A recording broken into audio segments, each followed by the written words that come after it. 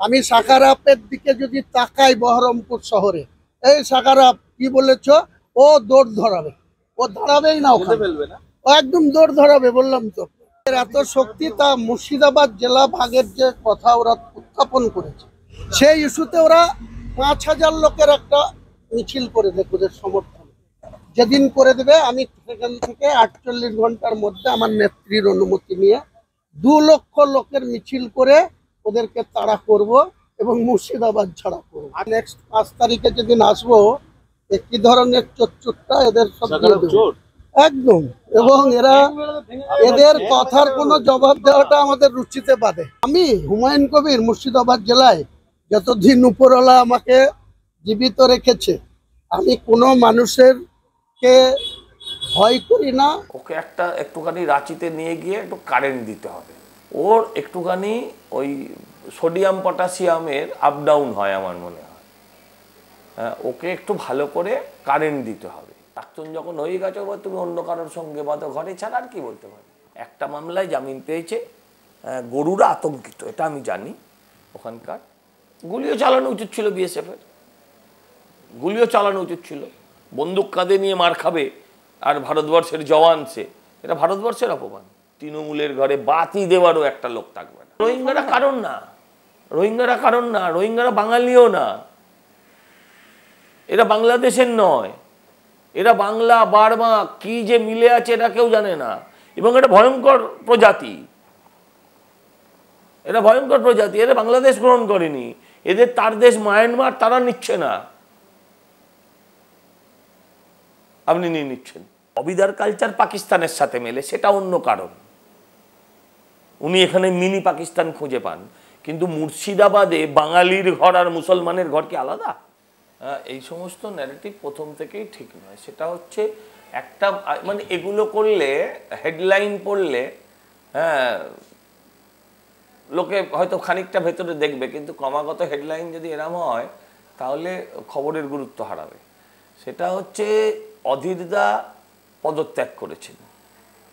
পদত্যাগ করার ফলে স্বাভাবিকভাবে তারা যারা পদত্যাগটা সুযোগ বুঝে নিয়ে নিয়েছে সেটা অন্য কথা, স্বাভাবিকভাবে তিনি প্রাক্তন, সেই প্রাক্তন সম্ভাষণটাও হয়তো ওনার কানে লেগেছে, স্বাভাবিক। অধীরদা দীর্ঘদিন কংগ্রেস করেছেন, আমরা অনেক দিন ধরে তাকে কংগ্রেসী নেতা হিসেবে চিনি। হ্যাঁ, এবারে যেটা মজার বিষয় হচ্ছে সেটা হচ্ছে যে এই প্রাক্তনদের কিন্তু বাজার এখন, হ্যাঁ প্রাক্তনদের বাজার। অধীরদা অনেক বড় মাপের নেতা, তাকে বলা, তাকে ক্রিটিসাইজ করা, তাকে নিয়ে করা আমার মতন একটা রাজনীতিতে জুনিয়র ছেলের সাজে বলে আমার মনে হয় না। আমি সেই লেভেলে যাব না। অধীরদা তৃণমূল বিরোধী, অধীরদার গায়ে কোনো দুর্নীতির সে ধরনের আঁচ নেই। হ্যাঁ, অধীরদা মানসিকতা নিয়ে লড়াই করেন, সিপিএম বিরোধী ছিলেন, সেদিন থেকেই অধীরদাকে ভালোবাসা। হ্যাঁ, এখন আর কি বলতে পারি, বলবো তুমি অন্য কারোর সঙ্গে বাঁধো ঘর। প্রাক্তন যখন হয়ে গেছে, তুমি অন্য কারোর সঙ্গে বাঁধো ঘরে ছাড়া আর কি বলতে পারি। হ্যাঁ, কারণ আমরা চাই, এবার এটা বড় বড় নেতাদের ব্যাপার। হ্যাঁ, অধীরদা রিজাইন করেছেন মানেই তিনি এক্ষুনি বিজেপি হয়ে যাবেন, সিপিএম হয়ে যাবেন, এগুলো আমি বিশ্বাস করি না। কিন্তু পাশাপাশি এটাও বিশ্বাস করি, তৃণমূল বিরোধিতা যদি করে লড়াইটা যদি চালিয়ে যেতে হয়, কোনো একটা প্ল্যাটফর্মে আপনাকে দাঁড়াতে হবে। আর সেই প্ল্যাটফর্ম আর যাই হোক না কেন কংগ্রেস হতে পারে না, সেই প্ল্যাটফর্ম আর যাই হোক না কেন সিপিএম হতে পারে না। অধীরদা সিপিএম হবে বলে আমার মনে হয় না, তো হতে পারে না, প্ল্যাটফর্ম একটাই। এই যে আপনি বললেন অন্য কারোর সঙ্গে বাদো ঘর, তো সেই অন্য কারোর সঙ্গটা কি বিজেপির সঙ্গ হতে পারে মনে হয়? আপনি যা বুঝবেন, আমি বলবো কেন? এখন কার সঙ্গে কে কোথায় ঘর বাঁধবে আমি কি করে বলবো? আমি বলবো না। আচ্ছা, পাইলট কার ছাড়া কার সঙ্গে গোপন মিটিংয়ে গেলেন মুখ্যমন্ত্রী, কোনো তথ্য আছে আপনার কাছে? আমার কাছে এলেই বলতে পারতো, আমার কাছে আসেননি, আমি বলতে পারবো না। এখন পাইলট কার ছাড়া কোথায় যাচ্ছেন না যাচ্ছেন এই বয়সে, সেটা আমার পক্ষে বলা সম্ভব। তিহার থেকে বরণ করে কেষ্টকে এবার বাংলায় আনার প্রস্তুতি শুরু করেছে তৃণমূল, তাহলে কি বাকিরাও আস্তে আস্তে এইভাবেই ছাড়া পেয়ে যাবে, কি বলবেন? তিহার থেকে কেষ্ট এক্ষুনি ছাড়া পাচ্ছে এটা আমার কাছে জানা নেই অন্তত। এখন কে কাকে বরণ করবে, কে কাকে স্মরণ করবে, সেটা যে যাকে বরণ করবে স্মরণ করবে তাদের বিষয়। একটা মামলায় জামিন পেয়েছে, গরুরা আতঙ্কিত, এটা আমি জানি। ওখানকার সাধারণ মানুষ কেউই চায় না যে ও বেরিয়ে আসুক। ওর বিরুদ্ধে আরও একাধিক মামলা আছে, হয়তো এই রায়টাকেও কেউ চ্যালেঞ্জ করতে পারে। সব মিলিয়ে আমার মনে হয় না যে, দেখুন একটা জায়গায় বেলও একটা স্বাভাবিক ঘটনা, তো আমার মনে হয় না খুব তাড়াতাড়ি ও খুব শিগগিরই ও কেষ্ট বেল পাবে। আর বেল পেলে ও তো দিদির চেহারা দেখেছে গত 2 বছর বোধহয়, বা আরও বেশি হবে, ও জেলের ভেতরে আছে, দিদি কবার কত খোঁজ নিয়েছে সেটাও ও দেখেছে। হুমায়ুন কবিরকে এর আগে আমরা দেখেছিলাম, তিনি বলেছিলেন যে আমরা 70% সেখানে হিন্দুদেরকে কেটে 2 ঘন্টার মধ্যে ভাগীরথীর জলে ভাসিয়ে দেবো। সেই হুমায়ুন কবিরই এখন বিজেপি বিধায়কদের ঠ্যাং ভেঙে দেবে। আসলে ওটা একটা পাগলা, ওটা একটা পাগলা। ওকে একটুখানি রাঁচিতে নিয়ে গিয়ে একটু কারেন্ট দিতে হবে।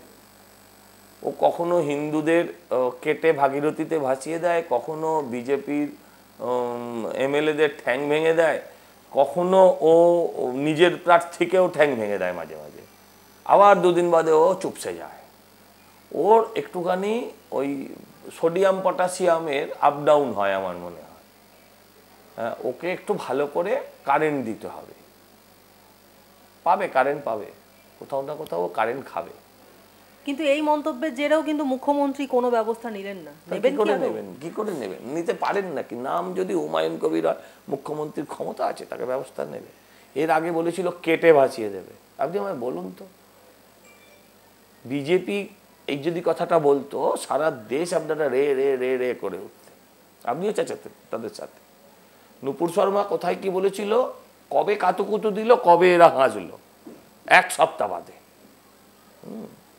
তো আমার বক্তব্য হচ্ছে, এগুলো সব ক্রিয়েটিভ, এগুলো সব ক্রিয়েটিভ। হ্যাঁ, এরা জানে সব, কিন্তু এরা শুনছে। মমতা ব্যানার্জি বলেন না আমি কিছু জানি না, আমি এটাও জানি না। আমি কই শুনিনি তো, বলেছে নাকি এরকম কথা? কিন্তু এই কথাটা কতটা সাম্প্রদায়িক কথা, এটা বিভাজন কিভাবে হয় এই কথাটার থেকে, এটা নিশ্চয়ই আপনারা বোঝেন। কিন্তু একে কন্ট্রোল করার ক্ষমতা মমতা ব্যানার্জির নেই। হ্যাঁ, কারণ এ মাঝে মাঝেই মমতা ব্যানার্জির বিরুদ্ধেও কথা বলে দেয়, আবার 2 দিন বাদে যদিও ঠান্ডা হয়ে যায়। অনুপ্রবেশে বাধা পেয়ে বিএসএফ জওয়ানদেরকে রীতিমতো তাদের উপর হামলা চালালো বাংলাদেশি অনুপ্রবেশকারীরা। তো ভয়ঙ্কর ব্যাপার, কি বলবেন? গুলিও চালানো উচিত ছিল বিএসএফ এর, গুলিও চালানো উচিত ছিল। বন্দুক কাঁধে নিয়ে মার খাবে আর ভারতবর্ষের জওয়ান সে, এটা ভারতবর্ষের অপমান।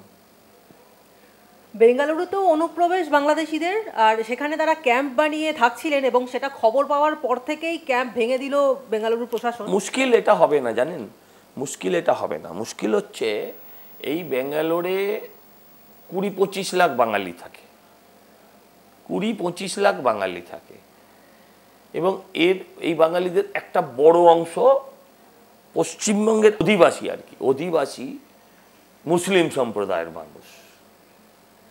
কিন্তু ব্যাঙ্গালোরের লোকেরা এবার আইডেন্টিফাই করবে বেঙ্গলি আর নন বেঙ্গলি, কন্নড় আর বেঙ্গল, ঠিক আছে? ওরা তখন কিন্তু সবাইকেই তাড়াতে বাঙালি খেদাও অভিযান শুরু হবে, ঠিক যেমনটা আসামে হয়েছিল। ফলে এই বাঙালিরা, যাদের আবারও বলছি, যাদের একটা বড় অংশ ইসলামিক, তারাও কিন্তু কর্মচ্যুত হবে। পিসি এদেরকে ভাতা দিতে পারে, এদের ইমামদের ভাতা দিতে পারে, পুরোহিতদের ভাতা দিতে পারে, কিন্তু পুরোহিতের বেকার ছেলেটাকে, মৌলানার বেকার ছেলেটাকে, ইমামের বেকার শিক্ষিত ছেলেটাকে তারা কিন্তু চাকরি দিতে পারেনি। এদের এই অনুপ্রবেশের ফলে ওদের ওই চাকরিগুলোও যাবে না। কিন্তু যেখান থেকে এই অনুপ্রবেশকারীরা ঢুকছে, মানে যে গেটওয়েটা তো বাংলা, কিন্তু সেখানে বাংলার প্রশাসন পুরোপুরি উদাসীন। দেখুন, আবার এক্ষুনি বললেই বলবে দায়িত্ব বিএসএফ।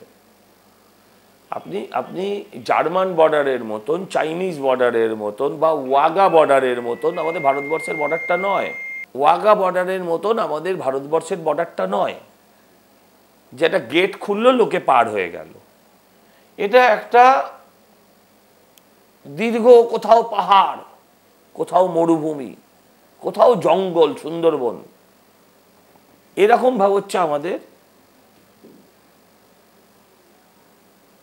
বর্ডারগুলো। কোনো বাড়ি আছে যার বাড়ি ইন্ডিয়া, বাথরুমটা বাংলাদেশ আছে, এরকম বহু বাড়ি আছে। আমার বক্তব্য যে সেখানে যদি মানসিকতা না থাকে, একে অপরকে দোষারোপ করে আপনি অনুপ্রবেশ আটকাতে পারবেন। আচ্ছা, অনুপ্রবেশকারী গ্রেপ্তার হতে দেখেছেন তো? অনুপ্রবেশকারী গ্রেপ্তার হয়েছে দেখেছেন তো? একজন অনুপ্রবেশকারীকেও ডিপোর্ট করে দেওয়া হচ্ছে, কোথাও দেখেছেন? এই অনুপ্রবেশকারীরা তো এমন নয় যে বছরের পর বছর জেল কাটছে, এদের তো ডিপোর্ট করে দেওয়া উচিত। একজনকে ডিপোর্ট হতে দেখেছেন? একজনকে কখনো ডিপোর্ট হতে দেখেননি। আর এই ডিপোর্ট করার দায়িত্বটা তো রাজ্য সরকারের। এ নিয়ে আর কিছু বলার নেই। ডিপোর্ট তো করা হচ্ছেই না, উপরন্তু এখানে 6,000-7,000 টাকায় তারা Aadhaar card, voter card, PAN card সবই পেয়ে যাচ্ছে। এরকম ঘটনা উঠে আসছে। কেন্দ্রীয় সংস্থাগুলোই বা কি করে কার্ড বানাচ্ছে? কারণ আমরা ভারতীয়রা যেখানে করতে গিয়ে ভুল করছে। কেন্দ্রীয় সরকার কার্ড বানায় না, আপনি সাবসিকুয়েন্ট ডকুমেন্ট দেন। একজন কাউন্সিলর লিখে দিচ্ছে, একজন পঞ্চায়েত প্রধান লিখে দিচ্ছে, ওই বাড়িতে থাকে 20 বছর ধরে, ভাড়ার বাবা মা চলে আসছে, তাদের আধার কার্ড, ভোটার কার্ড আছে। এবারে আপনি কি করবেন? কেন্দ্রীয় সরকার আর কি করার আছে? আপনি আমায় বলুন না। কেন্দ্রীয় সরকার এসে আপনার ডিএনএ করবে? বাবার ডিএনএর সঙ্গে আপনার ডিএনএ মিলছে কিনা দেখবে? সে তো হয় না। এটা মানসিকতা দরকার। শুনুন, আমি একটা কথা বলি, এই দেশটা ততক্ষণ শান্তিপূর্ণ যতক্ষণ এই দেশটা হিন্দুরা মেজরিটি। মুসলিমদের যত রকম ভেরিয়েশন আছে, যত রকম, শিয়া, সুন্নি, আরো কি আছে, নিয়াজি, আরো যেগুলো আছে, আরো অনেক আছে, আমি সব নাম জানি না। দেখবেন সবকে ভারতবর্ষে পাওয়া যায় এবং সবাই পাশাপাশি থাকে, সবাই একে অপরের সঙ্গে গায়ে গায়ে থাকে, কারোর সঙ্গে কারোর কোনো বিভেদ নেই। আচ্ছা বলুন তো, কোন গ্রাম ছোটবেলা থেকে আমরা দেখিনি যে গ্রামে মুসলমান বাস করত? বলুন না। আমাদের বাড়ির মুসলিম রাজমিস্ত্রিরা তো আমাদের বাড়ি ঠাকুর ঘরও বানিয়ে দিয়েছে, কোনোদিন তো সমস্যা হয়নি। কোন দুর্গাপুজো গ্রামের ছিল না যেখানে মুসলমান পার্টিসিপেট করেনি? অঞ্জলি নাও দিতে পারে, তারা ঠাকুরকে কোনোদিন অশ্রদ্ধা করেনি। কোন ছিল না, ছোটবেলা থেকে আমরা পাড়ার, আমাদের বাড়ির সামনে দিয়ে মহরমের মিছিল যেত, আমরা দৌড়ে দৌড়ে গিয়ে সারাদিন ধরে সেই মহরমের মিছিল দেখতাম, ফেরার সময় কাঠের তরোয়াল কিনে বাড়ি আসতাম, ওদের শরবত খেয়েছি, কোনোদিন তো মনে হয়নি। এটা বাংলা ভাগ ভাগ করে চাচাচ্ছে না, বাংলাকে ভাগ করেছেন যদি কেউ করে থাকেন, তার নাম মমতা ব্যানার্জি। যেদিনকে ইমাম ভাতা দিয়েছেন বাংলা, সেদিন ভাগ হয়েছে। ভাগ শুধু মানচিত্রে রয় না, সব ভাগ কি শুধু মানচিত্রে রয়? মানসিকতারও ভাগ হয়ে যায়। যেদিন উনি ইমাম ভাতা দিয়েছেন, মৌলানাকে ভাতা দিয়েছেন, সেদিন ভাগ হয়ে গেছে। উনি কিন্তু তাকে দিয়ে থেমে থাকেননি, দেখলেন এরে বাবা আবার হিন্দুরা রেগে গেল, উনি আবার চলে গেলেন হিন্দুদের ভাতা দিলেন।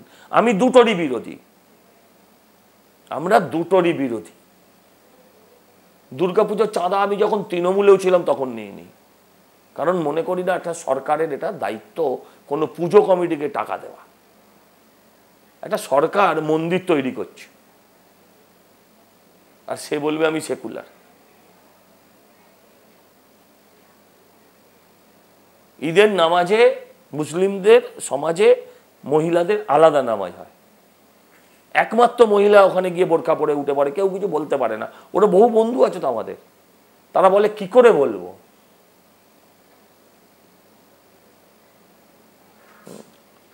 উনি কারণ না। শুনুন, যেদিন বিজেপির ভয়, মোদিজির ভয়, একটা আতঙ্ক, একটা ন্যারেটিভ মুসলমানদের ভুল বুঝিয়ে বুঝিয়ে তৈরি করা হয়েছে, এটা যেদিন চলে যাবে, যেদিন পশ্চিমবঙ্গ থেকে চলে যাবে, জানবেন সেদিন তৃণমূলের ঘরে বাতি দেওয়ারও একটা লোক থাকবে না। মুসলিমরা কেউ মমতা বন্দ্যোপাধ্যায়কে ভালোবাসে না। এরা হয় কংগ্রেসে, যদি আমাকে ভালো নাও বাসে, কংগ্রেসে চলে যাবে, তৃণমূলে, বিজেপি, সিপিএমে চলে যাবে। কিন্তু মুশকিলটা হচ্ছে মমতাদি বাধ্য করেছে এদেরকে আটকে রেখেছে, শুধু বিজেপির জুজু দেখিয়ে। কিন্তু তারা শিক্ষিত হচ্ছে, তারা বুঝতে শিখছে, আগামী দিন তারা বুঝবে।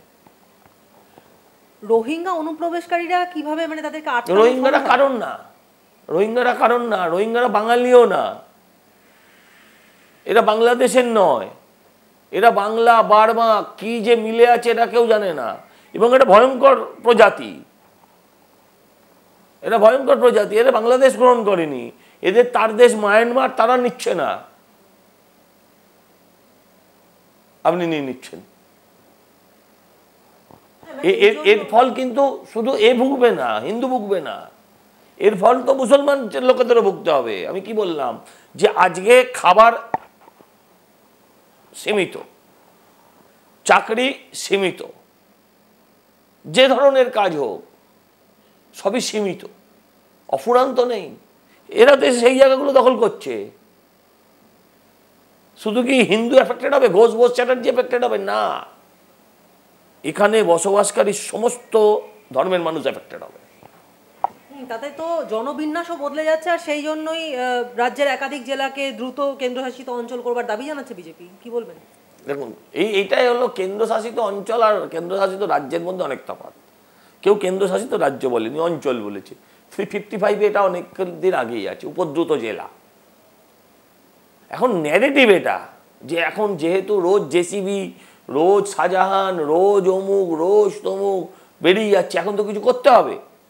জমলো না হচ্ছে ওইটা কি নাম, নীতি আয়োগের মিটিং, সেটাও জমাতে পারলেন না, একদিনে বেশি টানতে পারলেন না, তাই এখন বঙ্গভঙ্গ নিয়ে নেমেছে। গীতাঞ্জলি লিখেছিলেন কবিগুরু রবীন্দ্রনাথ ঠাকুর, উনি নেমেছিলেন, আর কথাঞ্জলির লেখিকা মমতা বন্দ্যোপাধ্যায়, উনিও নেমে পড়েছেন। বঙ্গভঙ্গ কোথায়, কে বঙ্গভঙ্গের কথা বলেছে? বঙ্গ তো সেদিন ভাগ হয়ে গেছিল যেদিন একটা সম্প্রদায়কে আপনি গরুর সঙ্গে তুলনা করেছেন। ওটা কি আমার বাংলার কালচার? বাংলা তো সেদিন ভাগ হয়ে গেছে যেদিন দুর্গাপুজোর ভাসান আর মহরমকে আপনি ডিভিয়েট করেছেন। আপনি উনি তো জুম্মা 13 বছর মুখ্যমন্ত্রী হয়েছেন, তার আগে কি এ পড়েনি? ভাসান, পুজো আর মহরম একসাথে পড়েনি? সব রায়ট হয়ে গেছে। উনি এই বন্ধ করে কোর্টের মামলা মানে এনে কোর্টে গিয়ে আমাদেরকে আবার বিসর্জন ফেরত আনতে গিয়ে ভাগটা হয়ে গেল। তুমি আলাদা, আমি সেদিন বুঝলাম। মুসলিম হয়ে না জন্মানো দুর্ভাগ্যের এই মন্তব্যের জন্য ফিরহাদকে আইনি চিঠি এবং ক্ষমা না চাইলেই মামলা হবে। এখন তৃণমূলের দাবি এই বক্তব্য ফিরহাদের ব্যক্তিগত। কি বলবেন? না না, ব্যক্তিগত এরা আমি যা খুশি তাই বলতে পারি, আমি দলে থেকে, দলের পদে থেকে। প্রথম কথা হচ্ছে ববিদার এটুকু জ্ঞানও নাই। যদি পুরো বাংলা মুসলমানও হয়ে যায়, বাঙালি যদি 100 ভাগ মুসলমানও হয়ে যায়, তাহলে আধা আবাম উর্দু মে বাত নেই করেগা। বাঙালি তো বাঙালি মুসলমান, তার কালচার আর আমার কালচারে তো কোনো তফাৎ নেই। ববিদার কালচার পাকিস্তানের সাথে মেলে, সেটা অন্য কারণ, উনি এখানে মিনি পাকিস্তান খুঁজে পান। কিন্তু মুর্শিদাবাদে বাঙালির ঘর আর মুসলমানের ঘর কি আলাদা? একই তো। ওদের কালচার আমার কালচারের মধ্যে বিরাট কোনো তফাৎ নেই, ওদের ভাষা আমার ভাষার কোনো তফাৎ নেই। এই বাংলা ভাষার জন্যই এতগুলো মানুষ ওই দেশেও প্রাণ দিয়েছে, আমার দেশেও দিয়েছে। দাড়িভিটের ঘটনা বাংলা ভাষার জন্য দিয়েছে। তো তারা ভাষাতে পরিত্যাগ করে উর্দুতে কথা বলবে কেন? ও মুসলমান হতে পারে 100 ভাগ, ওনার দাওয়াতে ইসলাম শুনে সবাই মুসলমান হয়ে গেলাম, আমরা উর্দুতে কথা বলতে যাবো কেন? একটা শেষ প্রশ্ন করছি যে জীবন থাকতেও শেষ রক্তবিন্দু পর্যন্ত ধর্মনিরপেক্ষতার রাস্তায় থাকবো, আমার ধর্মনিরপেক্ষতা নিয়ে প্রশ্ন করার অধিকার কারণ নেই, কথা ববি হাকিম বলছেন। এবং এমনই কথা প্রায় হুমকির সুরে তিনি কিন্তু সাংবাদিকদের ক্ষেত্রেও তুলেছিলেন। না না, আমি বলছি সাংবাদিকদের, উনি বলছেন, এটা দেখা যাচ্ছে, লাইভে আসছে, দেখা যাচ্ছে। বলুন ইয়েস অর নো, আমি ধর্মনিরপেক্ষ। যে সাংবাদিক ওনাকে এই প্রশ্নটা করেছে, দুর্ভাগ্যবশত সেই বলছেন নো। কি যন্ত্রণা! সাংবাদিকদের এইটুকু মেরুদণ্ড নেই, তারাও দাঁড়িয়ে প্রশ্নটা করতে পারতো যে এই কথাগুলো আপনি বলেই তো এ করছেন, ডিভিয়েট করছেন। আরে দুর্ভাগ্য কার? ববি হাকিমের মা একজন হিন্দু, তাহলে কি তিনি হতভাগা? আরে উনি আমার কাছে ক্ষমা না চান, দিদির কাছে গিয়ে ক্ষমা চেয়ে আসুন। দিদিও তো হিন্দু পরিবারে জন্মগ্রহণ করেছে। রাজনীতি এরম ছিল না। এবং আমি একটা টাইমে আমি ববিদাকে ভাবতাম সত্যিই ধর্মনিরপেক্ষ। তিনি যেভাবে দুর্গাপূজায় সামিল হন, এতে সামিল হন, কিন্তু এখন মনে হচ্ছে এই লাস্ট কয়েকটা কথা ওনার শোনার পর মনে হচ্ছে উনি যেটা করেন ওটা লোক দেখানো। উনি এখন যতই বলুন এই বাড়িতে কালী পুজো করি, বাড়িতে ওই পুজো করি, তাহলে উনি হতভাগা বলতে পারেন, দুর্ভাগা বলতে পারেন? উনি তো আমার মেয়র না, উনি তো আমার রাজ্যের মন্ত্রী।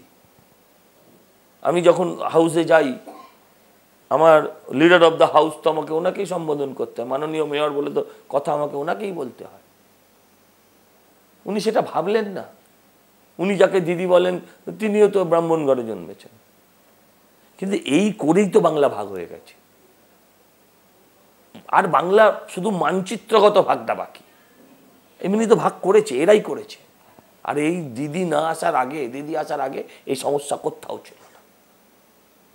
একজন মুসলমান দেখাতে পারবেন যে আজান দিতে পারছে না উত্তরপ্রদেশে? গুজরাট থেকে কটা মুসলমান চলে এসছে? একটা মুসলমান এসছিল সিপিএম জামানায়, সেও ফিরে গেছে। কুদ্দুস না কি নাম ছিল, হ্যাঁ নামটা ভুলে গেছি, যে দাঙ্গার সময় খুব তার ছবি বেরিয়েছিল, সে রাজ্যে এসছিল, সে আবার তার গুজরাটে ফিরে গেছে।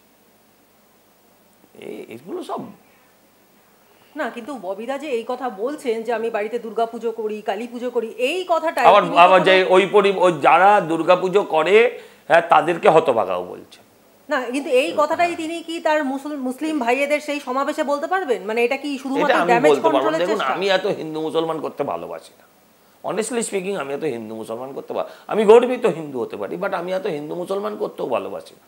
আমি রাজনীতি করতে এসেছিলাম। কিন্তু এই রাজ্যের রাজনীতির ন্যারেটিভ যে চেঞ্জ করেছে তার নাম মমতা বন্দ্যোপাধ্যায়।